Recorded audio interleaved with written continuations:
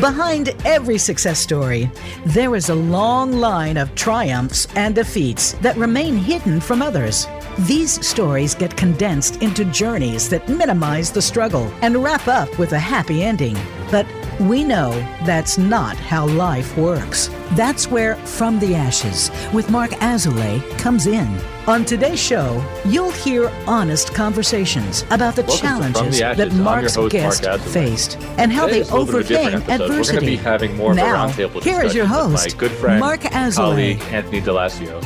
We're going to be talking about masculinity, I think. We're going to be talking about, how men give and receive feedback. We're going to be talking about our journeys of having the same education at this weirdo Buddhist university and then moving out and becoming our own person. Anthony, welcome to the show.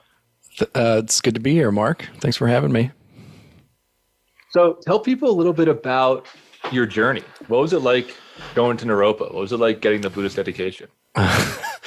Well, it was a weirdo Buddhist place. It was also one of the best decisions I think I ever made. I think I tell people that it was a weird place a lot, and I think they get the wrong idea because everybody at Naropa says that it's weird.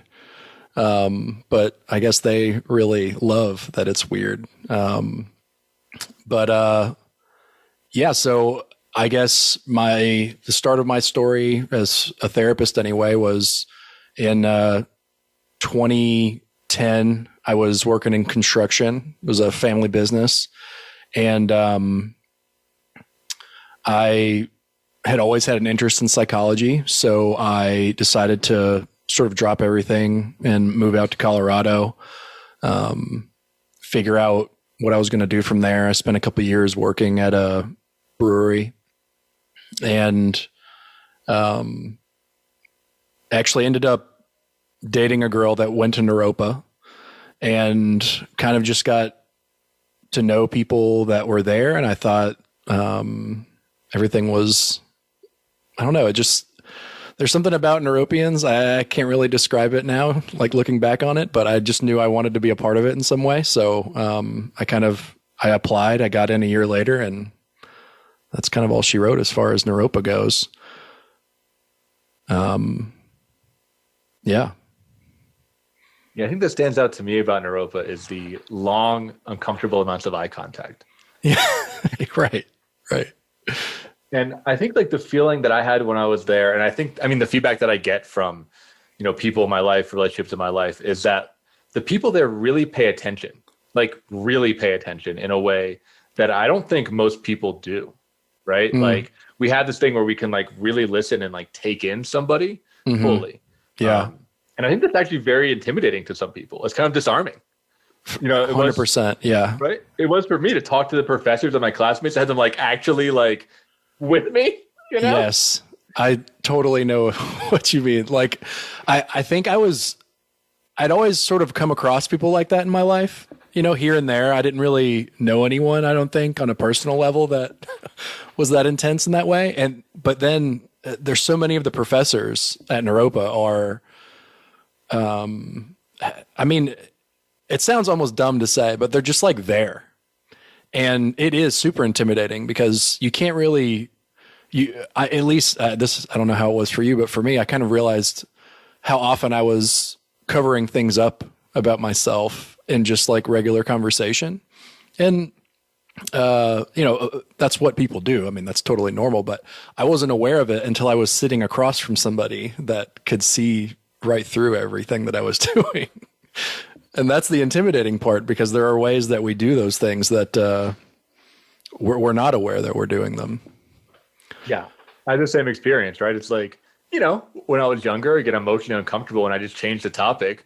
And I don't know to this day if people notice that or we're all kind of complicit in it. But to go off on a tangent and then to have someone be no, but what were you just talking about? Right. I'm whoa, you're not supposed to get that. Right. No. I thought we were talking about Netflix now. What? You just broke the social contract. What the hell are you doing? Yeah. They'd be yeah, that's just distraction. Go back to what you're talking about your mom or whatever, and I was right. Oh, God. Right. Or the weird things we do, at inappropriate times, what did they call it? not dystonic. Anyway, there was a moment in class where somebody was having basically like a crisis in class because we were going over something pretty intense. And I'm a nervous laugher. So at inappropriate times, you will see me smiling or laughing just because I don't know how else to deal with whatever's going on for myself in that moment. And I was always sort of aware of it, but it was that same like social contract that sort of kept it under wraps in a way. And or actually looked at me at one point in the middle of this, just in a completely quiet room as the student is freaking out, basically. And he just said, "Anthony, you're laughing." But just like in that really way, you know? Really direct laser beam, right? Yeah. And in that moment, I was just like totally embarrassed because he just like saw me completely in that moment. And yeah, that's one of those things that just sort of usually slides by. Yeah. It's really crazy to get that type of feedback from professors in a learning environment. But like now I'm that guy, right? Like now I'm the person that like doesn't let people change the topic or like goes towards intensity. I don't know if that's like good or bad. What do you think? Do you think that makes it like harder to relate to? Have you picked up any of that stuff after the education? I think so. And that's a good question, actually. I think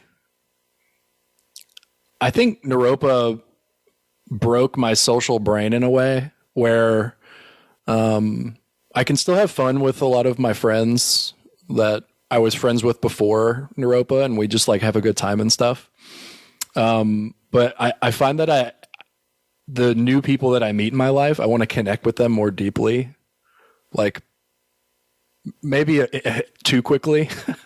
Sure. I don't know what it is. It's like I have like my old self with my old friends or something, but it's actually difficult to maintain connections with new people because I don't know if I'm making sense right now, but yeah, like it basically like it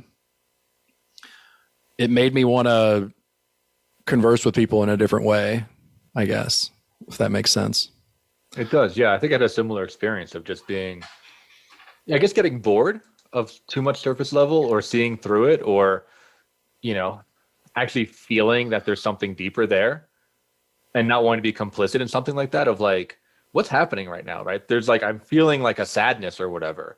And yet we're like laughing or joking. And it's like, that becomes uncomfortable because I think I'm just more sensitive. I mean, I think it may be more sensitive. Totally. What's going on, you know? Totally. Yeah. And just having that awareness. And then I think part of at least what I got out of like the Buddhist leaning on things was the sort of radical honesty. And it ties into that where you don't want to let it go. I mean, you're using your perfect word, complicit, because it's almost dishonest to be complicit in the moving on to a different topic or whatever. Like, because you're not dealing with whatever it was that, you know, came up for that person. And maybe they had something interesting to say, but they just got like anxious in that moment and you might want to hear what they have to say. But, you know, it makes people uncomfortable. Right. That's what I'm saying. Like, yeah. And like, I think it makes us kind of hard to relate to. You know? Because people aren't ready for that. They don't want, you know. I agree. The defenses at least don't really want that. Yeah, for sure. Yeah, and that actually leads pretty nicely into what we had sort of touched on before, where I don't know. This conversation is actually blowing away what, or kind of destroying my thoughts on masculinity and therapy. And I almost wanted to have a conversation about what place masculinity has in the therapeutic relationship. Because, you know, I mean, for several years now, we've been talking about toxic masculinity as a society, and there's been a sort of growing consciousness around the ways in which that harms our young men, or our men in society generally, but perhaps more our young men. But where is masculinity important? and what is its place after we sort of heal it and it's not as toxic. And I think what we're describing is more of a masculine energy, actually, that like, I don't know how to describe it, but it's very forward and pointed, I guess. Yeah, I think there is like a, penetrative would be the word I think of, right? Yeah. The word. There's like a very like penetrative, honesty to it. And there's like an accountability, I think, at least in the way that we talk about it, of like, when you said, hey, it'd be dishonest, it's like, no, we committed to connecting. Right. I'm not going to let you off the hook here, right? I'm going to push you a little bit. Right. I'm going to push you emotionally to be like, no, what were you really saying? Yeah. Right. Or like, oh, where does that come from? Or like, where does that thought come from? Or what do you, what's going on? There is like a challenge component to it. I mean, I think it comes from love, or, as much as it can, it comes from love, but there is like an aggression to it, right? There's a push. Right. Yeah.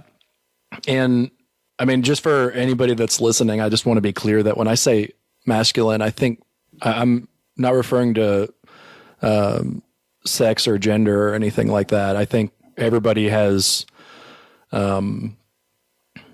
masculine, feminine, and other energies within them. But this is just a, more traditional way of talking about that aggressive energy, I guess I would say. But yeah, what did you say right before I just qualified that? I just lost it. Yeah, I think it's important to qualify, right, that it's not tied to sex or gender. It's just the polarity that we talk about. But no, it's talking about the push, the aggressiveness, the accountability, right, the challenge component, right, of those types of interventions, those types of way of connecting with somebody. Right. Yeah. And I think it was, sorry for the dead air here. There's so much that comes up when I talk about my time at Naropa. I think there was a lot at Naropa that I learned about therapy that I thought was leaving that behind, leaving that sort of pointed, that masculine energy behind. But it wasn't until I went and saw Bruce Tift actually for a while when I was in my program that I realized Naropa actually wasn't leaving masculinity aside at all. It was just that I think the parts of myself that, the parts of my masculine energies that I was using, I wasn't recognizing actually. And it brought some awareness to that. And it was around then that I decided I didn't want to be a therapist. Yeah. I'm so curious, like, what was the click that happened for you? How do you connect those two things? I think at least at the time, it was more a confluence of situations than anything else. I didn't straight up leave therapy just because I didn't want to be a therapist, but it was sort of easier to move on to other things. And I think at the time though, I'm able to say this now, but several years ago or 2 or 3 years ago now, I didn't have the awareness to say that that's what was going on for me. But I think I thought I couldn't be a good therapist unless I was this, like welcoming, blank slate mirror kind of thing that I think Naropa tends more to churn out, and I think it's a reason that someone like Bruce Tift doesn't work at Naropa anymore, because they are sort of gearing more towards that, which is fine. But I didn't have the awareness at the time to realize that a therapist can be many styles, including that. And it's very helpful for some people, actually. Yeah. Let's talk more about that after our commercial break, about different therapeutic styles, what works for you, how we practice, right? Like how it gets through. Because I think it's true from Naropa, and I think it's also true in the general media of what a therapist is, right? It's like someone that's like very soft, very validating, a lot of holding, a lot of like crying together. I think that's how it's portrayed. Yeah. And I think it's good for listeners to know that like that isn't all that therapy is. I think if you want that, need that, absolutely. But that's not all it is. Yeah. So for those of you tuning in, We'd love to catch you on the other side of the break. In the meantime, check us out on social media, right? Like us, share this podcast. It really helps as we're kind of building an audience for this. If it's a topic that interests you or interests someone that you know, any kind of promotion really, really helps on this. So stay tuned and we'll catch you on the other side.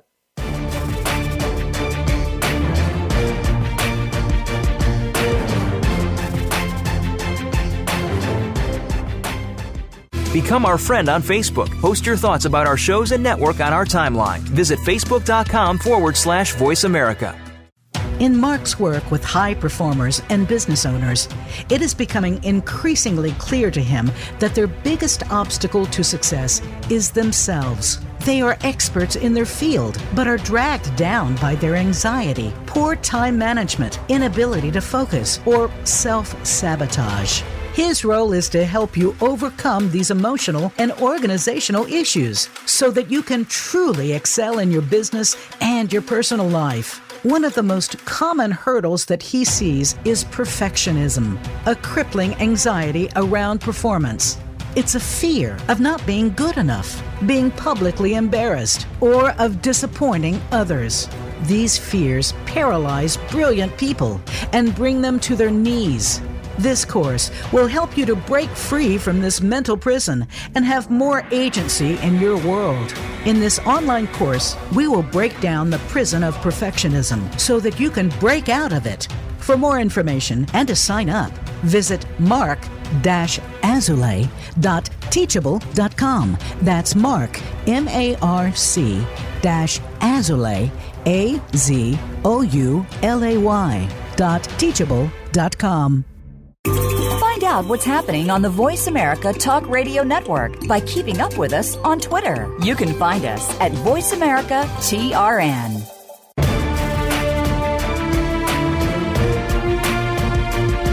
You are listening to From the Ashes with Mark Azulay.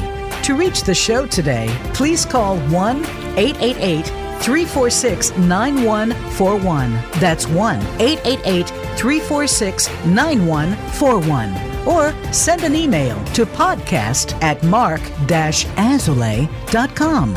Now, back to From the Ashes. Welcome back to From the Ashes. I'm your host, Mark Azulay. I'm sitting here with Anthony, and we are, I think, over the course of this thing, we're debunking myths about therapy. We're showing that it doesn't all have to be what the movie portrays, what we were taught in our education, but that there can be a much broader sense of what a therapist can be. And I think, just for people that even aren't interested in therapy, what self-growth can be, right? Like what self-development can be. Because even though I'm a therapist by trade, I'll be the first to say that, like, not everybody needs to go to therapy. And in fact, therapy, I don't think works for everybody. Mm-hmm. I think a lot of people get things out of other ways of self-development, books, courses, workshops, spiritual practice, close friends and family, just to name a few, that does what therapy does. But we'll stay in the scope. Tell us about some therapeutic styles, Anthony. Some therapeutic styles. Yeah, like what else can it be? What else can it be? What else can it be? I think, some of the best, I've had, my handful of therapists over the years. And I think, it's depending on where you're at in life. For me, especially at the beginning of being in therapy, having more of a feminine energy to sort of like hold the serious stuff that I was bringing up, trauma, what have you, was very helpful. And it wasn't until later on that group, I think, is really where I started to really love the like sort of intensity of therapy. Because group is, brutal. It's so good. Group is brutal. So good. And man, the way you get to know somebody in a small group environment over a 3-year period, you'll never know anybody better. I really think that's true unless you're married, which I'm finding that out now. But so yeah, and then there's therapists. I remember Matt Holleran used to say the best therapist he ever had was a guy that did it out of his garage, and he'd walk out in gym shorts and a sweaty t-shirt and pull a chair up and sit on it backwards and just like talk to you for an hour. Very like non-traditional method, but he said that the nature of like how this guy worked was just like perfect for him.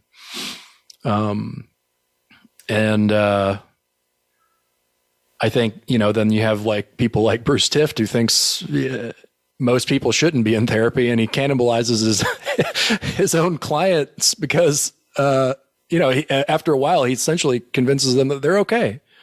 You're okay. You can come in, we'll talk, I will listen, but you're okay. And for some people, hearing that they're okay is what they've needed to hear. So really important. I think when therapy gets dangerous is when it can enable patterns, right? And this is, for me talking about through my own experience and in the addiction world, I think in general, is this idea that we are really attuned to enabling and to over validating and to being like, hey, it's okay that you have this problem. Like, you don't have to change. The world has to change to incorporate you. And of course, that's an extreme position. Like, there's obviously somewhere in the middle, but I think therapy is shifting towards that idea. And I think it's actually dangerous. I'll be quite honest. Like, I think it's actually dangerous to abdicate responsibility from individuals, because we are responsible for our personality defects. We are responsible for the harm that we cause to others. We are responsible for our own trauma. I mean, we obviously didn't make it happen, but we're responsible for treating it. And responsible for being able to integrate into society and have loving relationships. And, I think when therapy becomes way too accommodating, it becomes enabling. Totally. Yeah. And for me, I tend to think that it shifts with, this is all like sort of in the atmosphere right now. I feel like the country, the world is really having an awakening to a lot of things. I don't know if it's the internet or social media. It feels like it's because of the internet. I mean, it's crazy. Like when I went to Naropa, social justice was sort of in the air, I guess you could say, around 2013, 2014, when the first, I think, Black Lives Matter stuff started coming up. And it wasn't something I was really aware of. Like the media I watched, whatever, it wasn't something that was there. Me neither. And then and then I went to Naropa and I was like, holy shit. Like, I'm sorry, can I cuss on here? Yes. Okay. I was like, holy shit. Like, there's some really screwed up stuff going on. I'm participating in a lot of it. And a lot of that I can't help. A lot of it I can. I'm going to do, what I can to not do those things anymore. Recognize when I screw up, yada, yada. And then I got out of Naropa and I thought I was going to be entering into a world that was very much the same as before. But, watching the same media and everything, now it's everywhere. I thought I was just in this bubble at Naropa, but no, the world was changing. And Naropa was just a magnifier of that. And to bring it back around to your point, I think, we're swinging, the pendulum is swinging the other direction now. And I think with that, you have, if I had to describe the opposite of what you're talking about, it's more of like the Freudian approach of like the hyper masculine style of therapy, maybe very analytical and detached, would maybe be the opposite. And with the societal swing, I think comes institutional swings, and, therapy is an institution, whether, Naropa wants to believe it or not, they're a part of it. Yeah, I think that's really true. I think there is a balance that's happening. It's interesting to have this conversation because I'm trained in psychoanalysis, right? I'm trained in modern analysis, which is a combination. You take the ideas of Freud and then you expand them and do another 100 years of development, right? In order for it to match a modern cadence, to add social justice, to add diversity concerns, to add trauma-informed care, to really update the technology. But it is still very much rooted in, I think, that masculine probing and that idea of like, you need to take responsibility for your entire life. And don't expect the world to change or to like really care, which is like really brutal. Yeah. Right. It's like a really intense message to get, especially from a therapist. Right. That like, this is you, like you're on your own in a lot of ways. Yeah. Yeah. And that's the trick, I guess, is delivering that message in a way that, number one, when it's appropriate for the person to hear, when they can hear it, and the way that they can hear it, I think this, this goes right back to the style thing where for some people, when I say it's like a style that works for you, I think that's ultimately what I mean. It's like, is the therapist saying things in a way that you can actually hear when you need to hear them? Or are you just sort of you're spinning your wheels with them? Because, therapists are human too. They're not necessarily going to know immediately whether or not you're sort of jiving in that way. They want to help. They're going to do it the best way they know how, but it may not be the way that you need it. Totally. Yeah, I think so my therapist, Rick Tivers, who was on the show, in the first season, he makes fun of me in therapy, right? He mocks me and laughs at me and makes fun of me. And that is for me.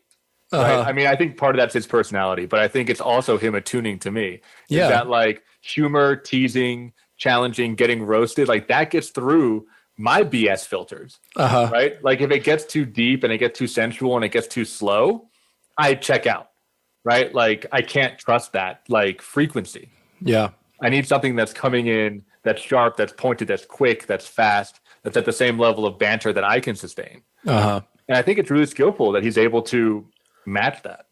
Yeah. Yeah. And that skill is, what you, I don't know. That's just exactly what I think we were talking about is just finding the person with the right skill. Yeah, I think it's really key. And I think now we know we're talking generalities, but I think for men in general, of what I've seen, our practice is 85% men. That seems to work better for us because I think we have been conditioned not to be intimate, especially emotionally intimate. I mean, also physically intimate. A lot of men don't understand what real physical intimacy is. Also, it's a whole nother conversation. Yeah. But this idea of these slower, deeper, grief conversations, right? Or melancholy conversations, or a conversation around emptiness, or conversation that wanders, right? That doesn't have a clear objective and clear next action steps. We just don't practice that at all. And I think at least for me and for some of the guys I work with, I think those types of conversations make us really uncomfortable. And we want to get away with it. The example you said, we laugh or we tell a joke or we get aggressive. Oh, what are you trying to say? Right? There's this whole thing that I think it triggers in men because that's really uncomfortable territory, I think, for a lot of guys. Yeah. Yeah. And that sort of poking or prodding is, when it's coming from somebody that, has your best interest at heart, I think that's when it's most effective for men because, you have that sort of bond or whatever. And, it's really interesting to see, the first time I tried some of these things as a therapist, I thought I was doing something wrong. And then I realized this really works with some people. And this is what this person needs right now. So I started to kind of open up a little bit. But I'd be interested to hear some of the ways, the more common approaches that you've seen work with some of the men that you work with. Yeah. I mean, I think challenging them is the biggest thing. I use metaphors that are similar to physical therapy, right? The way to gain muscle, the way to get stronger is that you get a challenge that is right above your ability. And ideally, you actually work out till failure or very close to failure. And the idea is that over time, you get stronger. So I'll use that metaphor with the guys of we're going to have some real emotional challenges for you. And it's my job to calibrate the challenge level, but know that we're always going to be escalating, right? Feel that feeling a little bit longer, right? Sit in it, right? I can tell them very directly. It's what are you feeling right now? And sometimes they, will be I think blah, blah, blah. I feel like this person sucks. And I'll be no, what do you feel like? Sad, mad, glad, mad, right? Afraid. Sad, mad, glad. Those are the ones, right? That's modern analysis. Just push into that, not letting them get away. And I think it does come back to what you're saying of this idea that we do have their best interest at heart. So I think that's really helpful. I think giving them, some of my guys really respond well to homework and assignments and recording things outside a group because they want to feel like they're making consistent progress in their life. Being held accountable, having things that, you remember something important about them. Which I think a lot of people I think all people like that, but I think guys don't get that experience actually. Yeah. Right. We don't have to be hey, how did that conversation go with so-and-so you had a week ago? Yeah. we don't have those types of conversations with other guys typically. We're typically talking like whatever's happening in the moment, or bonding over an activity, or a shared hobby or something. Mm-hmm. And those work. little moments I think make a lot, and work. Yeah, for sure. I think you mentioned Sad Mad Glad. That was actually I did this Warrior Weekend. Are you familiar with this program? Is it the Mankind Project? Mankind Project. That's what I was talking about. Yeah. I went on that, and that was sort of one of my first experiences into like, I guess, psychodrama. I hadn't really been in therapy that long at this point. So I just like kind of went for it on this weekend. And that's the verbiage they used to, when they were asking somebody how they felt, they wanted one of those three answers, because they knew most of the guys that go to these weekends couldn't really describe it any better than that. Most of the time I still can't personally. So I still lean on that.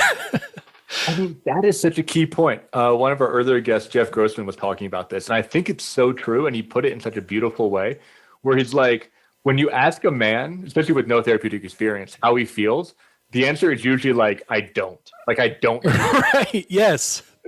Right. Or like, what are you talking about? Right. Yeah. Like, we actually have to build up that emotional intelligence, I think, way more than women do typically. Because I think they're conditioned, right? They have way more experience talking about it, sharing about it, connecting through emotions. Definitely. For guys, we don't have that at all. It's like, I just feel dead. Like, maybe I'm like a little hungry. Right? Yeah, the physical like needs. You're right. I'm like kind of bored, right? I mean, that's like as far as it goes. Like, I think you're dumb, right? I mean, like, I think this therapy thing is dumb. Like, I'm kind of mad at you for asking me that question. Like, yeah, when we say we don't know, we actually mean it. Like, we're not just like withholding from you. Yeah, we actually don't have the skill, right? Like, we don't know what we're feeling. It's like, I don't know, like, my chest is tight. It's like, are you feeling afraid? It's like, don't call me a coward, right? What are you getting at, Mark?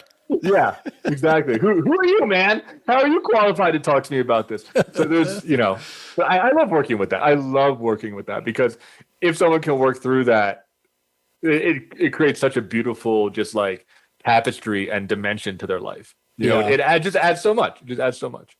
Yeah, and I think something I would say to anybody that's listening that hasn't been into therapy and feels like they're one of these guys and thinks that there's like a huge road ahead. Number one, there is, but number two, it's also pretty spectacular how quickly things open up once you do start to like go down that road, I think. I mean, I know my own personal vocabulary around my internal life has like increased tenfold in just a few years. And you're not looking at the rest of your life to learn this stuff. It's really, we have all this in us. We just don't have the vocabulary for it, I think. Absolutely. And the awareness. And a lot of the guys that I work with, including you, right? Like me, like high performers, it's like we work so hard and then we end up feeling nothing. And like, wouldn't it be nice to feel the rewards of all like the work you're doing? Yeah. Wouldn't it be nice to like actually have like some emotions around the successes that you have? Right. Yeah. It's not just the bad stuff we're talking about. It's the good stuff too. Right. But like, as you open the aperture, you have more bad, but you also have more good, right? It's just, you get more overall instead of living in that really thin valence. So yeah, this conversation is going by really quickly. We're about to move into our next commercial break. For those of you listening out there, if you're liking what Anthony is saying, if you have any comments or feedback, shoot us an email. It's at podcast@mark-adley.com, marc-azoulay.com. I'll send anything on to Anthony, get you in touch with him. I'd love to hear any feedback. If there's any guys out there listening that are like, yeah, this is me. I do have this issue. I do want to learn more about this. So stay tuned and we'll catch you on the other side.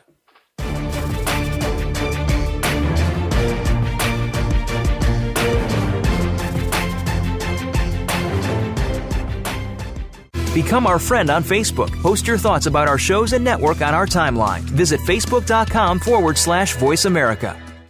In Mark's work with high performers and business owners, it is becoming increasingly clear to him that their biggest obstacle to success is themselves. They are experts in their field, but are dragged down by their anxiety, poor time management, inability to focus, or self-sabotage.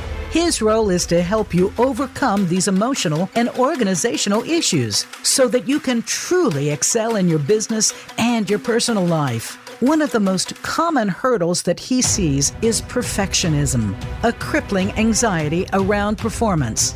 It's a fear of not being good enough, being publicly embarrassed, or of disappointing others. These fears paralyze brilliant people and bring them to their knees. This course will help you to break free from this mental prison and have more agency in your world. In this online course, we will break down the prison of perfectionism so that you can break out of it. For more information and to sign up, visit mark-azulay.teachable.com. That's Mark, MARC-Azulay, AZOULAY.teachable.com. Find out what's happening on the Voice America Talk Radio Network by keeping up with us on Twitter. You can find us at Voice America TRN.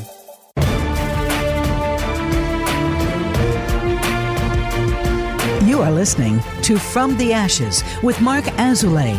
To reach the show today, please call 1-888-346-9141. That's 1-888-346-9141. Or send an email to podcast@mark-azulay.com.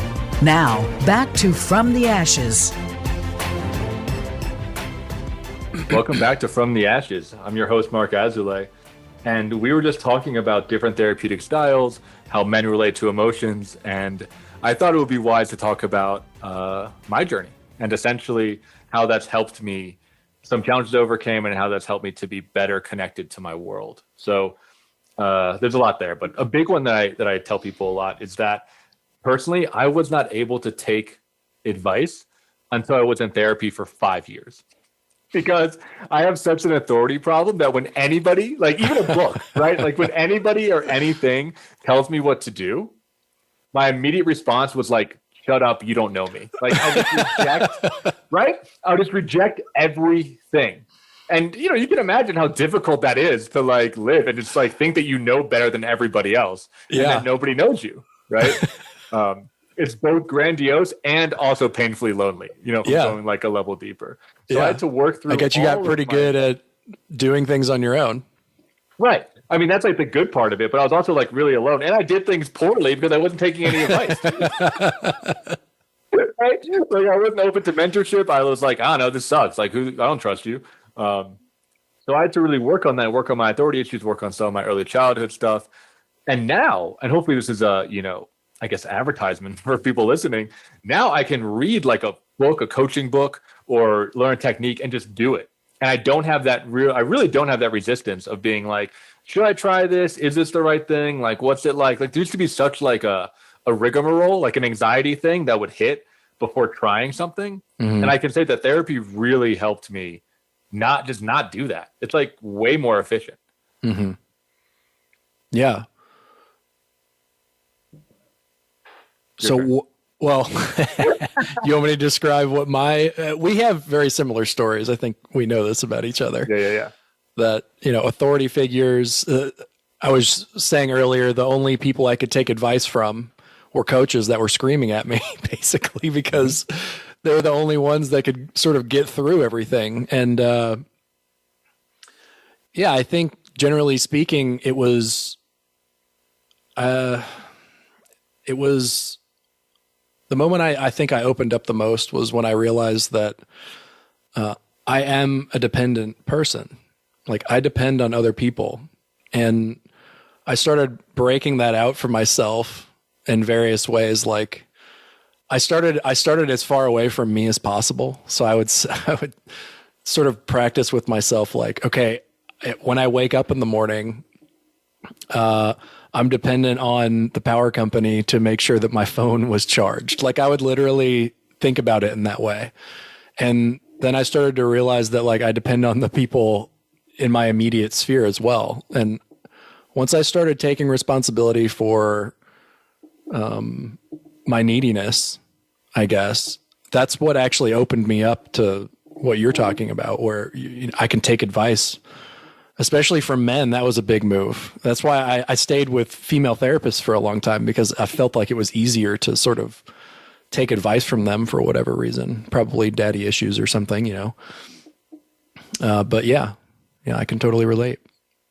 Yeah, the dependent thing is a great topic. That's so hard for guys. I mean, it's hard for me too, right? To like really feel that and to really like be held or like fall into somebody, or like trust that somebody's going to catch me. Yeah. And I'll be honest, like I still struggle with that. Like that is still like my growing edge, is like actually letting somebody like help me when I need them. Like I've gotten better at letting people help me when I don't need them. Right. When it's like, it would be convenient, or it would be easier, or it would be like, it would help the project move forward. That I used to not be able to do at all. But now I can be like, okay, like let's work on something together. And even if it's like not perfect, I can still let you in.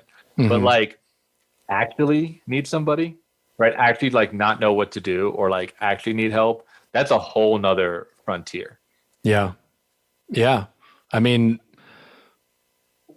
I mean, this, I just got married a couple months ago, and I don't think I would have been able to do that had I not, I think, realized all the ways that I'm dependent on Kim, like emotionally,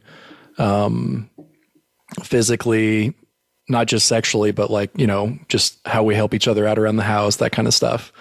And, I think it softened me up a little bit, which I think I needed. Yeah. To say the least. It's really, really inspiring to hear. Right. You're able to like let her in, and you're able to, let yourself be held in some ways, right? Let yourself be, interdependent. In my good moments. Yeah. It's still, I mean, it's one of those things. It's almost like addiction, you want to always go back to that thing. And when I'm tired and I'm hungry, or it's at the end of a long day, sometimes the last thing I want to do is let somebody in. And there's days where I don't, I kind of do my own thing. I sit in the basement or something like that, but,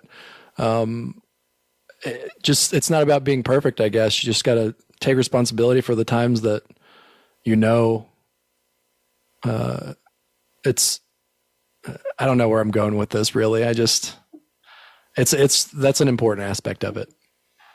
Yeah. What do you think is so scary about letting people in? Like what gets in the way of opening that door? Well, I think that's probably different for everybody. I know for me, I think deep down for me, and it sounds like maybe we're similar on this for whatever reason, me not taking advice, for instance, let's just keep it at that level for now. It wasn't easy not because I didn't want somebody telling me what to do. It was in the back of my head. I was taking their advice as an implication that I can't figure it out for myself, and that like I'm not good enough. And so to extrapolate that out to like a personal relationship, it took a lot of time to come to the realization that I can't meet all my needs. And well, it started with realizing that I have them, like we were talking about earlier. Sad, mad, glad. I can always sort of lean back on that. And once you start to develop a vocabulary and a awareness of what's going on for you, and you can communicate what you want, and you're with somebody that wants to give you those things or to help you with those things, that's when it starts to get really fucking intense. Sorry for the F-bomb there. Well, and really fucking magical. Yeah. Right? Yes. Yeah. 100%. Yeah. Cause it feels like it's going to be a death every time, but it's not. It's not. It's like the trust fall, right? Like it doesn't matter how many times you do, you think you're going to smash your face on the pavement, but it's really nice to have somebody there to pick up the pieces, right? 100%. Catch you, pick up the pieces. I think there's that. I mean, I think that's what I'm realizing, in my life too. And I think a lot of the guys realize this, is that we don't know what our needs are. And when they get met, we can become more powerful, more effective, whatever our thing is, right? Like more present, right, than we can even possibly imagine. And I think that's when those real, quantum leaps happen, or those real paradigm shifts can happen. That's when we actually start like feeding ourselves, and it's good for the body too, which I think is awesome, is that like many people are nutrient deficient. And it's like, you don't know. You're like, selenium? What the hell is selenium? And like, you start taking selenium and you're like, oh my God, I'm not depressed. Like this thing that I thought was like me actually comes from a need not getting met, right? Like I need a lot of physical touch. And when I don't have that, I know now that I get depressed. But I was single and alone for a long time. And I thought that I was just like a depressed person. And it's like, no, I'm just like touch starved. My brain's just like lacking oxytocin, right? Like I'm running on like an awful fuel mixture. Yeah. Yeah. It's a good book actually called Running on Empty that talks about that and how traumas can lead to like the reduction of those drugs in our brain. And it's really crazy how it all works. Yeah. It's pretty cool how we're learning that there's biological correlates to a lot of this stuff. And I think, to loop back to men, for those of you listening out there, like this stuff's real, right? Like there's like real science behind it. I know for me, I needed to know that. I needed to know that something was biological. I need to know that there was like, that someone's got it under a microscope somewhere, right? Like someone's got a handle on this thing, like someone's taking notes. Like, I needed to know that. And it actually helped me take a lot of this stuff a lot less personally, because it's like, oh, cool. And especially if you read a book that is like about you, right? Now that I can take advice, I read these books and I'm like, oh my God, like I'm that guy, like 100%. And the author is writing something that is so vulnerable and like in times like shame producing in me. And I'm like, oh my God, like this is 100% who I am. There's something very comforting in that, because if there's enough people write a book about it, like it's not that unique. Right. Exactly. Right? Yeah. Just to realize that there's a lot of people struggling with the same thing. On the one hand, you want to burn the book for for all the things that it's making you feel in that moment. Right. On the other, don't tell me what to do. Yeah. You're not my dad, right? Yeah. So I think what I keep coming back to in my head as you're talking is you mentioned when you're reading some books and it like, I don't know. I think just knowing you over the last couple of years and knowing what you just said about, it's hard to sort of rely on other people for small things, or it was at first, and then you opened up to that. It's kind of goes back to what you said earlier about how it doesn't have to be about therapy to learn these things. Like, if I had to take a guess, and this is a reach on my part, so correct me if I'm wrong, but I feel like for you, learning to delegate was part of that exploration in a way. Because I remember when we first started, or when you first started being president of FCGPS, you were doing everything yourself, and at some point you were just like, okay, I give up. I have to start delegating some of this stuff. And I sort of saw you grow as like a leader in that way. And it just sort of speaks to your point earlier about how you can have these, you can develop these things in different ways. It doesn't have to be therapy. Like you can do it at work. Absolutely. No, I think that's a great reflection. That was really hard. And it came to that. It came through Ask Feel for Help. It came to not trusting other people, right? It came to not wanting to be disappointed. Because the issue with delegation is that sometimes it fails, right? And like, I hate that. I hate it so much. Because you could have done it better, right? I had it. That was the other point, is that like I actually had. Right. So like I knew I wasn't in my head about it, which I think made it even worse. However, no, it was a big thing to learn, and to learn about being at a slower pace, and to like go with the consensus of the group, and to make that organization stronger by bringing more people involved. So it wasn't just me. Because I could keep doing it, but then that's all I'm going to be doing, right? Like I would be building myself a prison, which would be a repetition, right? Repetition of not asking for help is that we get stuck in these patterns and routines because we take on everything. Right. Yeah.